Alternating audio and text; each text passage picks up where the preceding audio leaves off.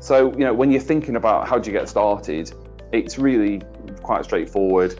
There's 3 stages to a process. You've got to assess it, then design it, and then change it. You can look at those through 3 different lenses. There's a suite of experience kind of techniques, data techniques, and culture techniques or methodologies. When we're thinking about kind of the people, there's a lot here, and it can feel like there's a lot to get done. It can feel like, from that kind of initial map with the 27 tools on, it feels like a train's coming at you. That's how much there is to get done. And it's not all on you, it's across a whole suite of roles, from quite senior, the C-suite team, right through down to kind of, project management. It's about, together, the organisation becomes customer centric.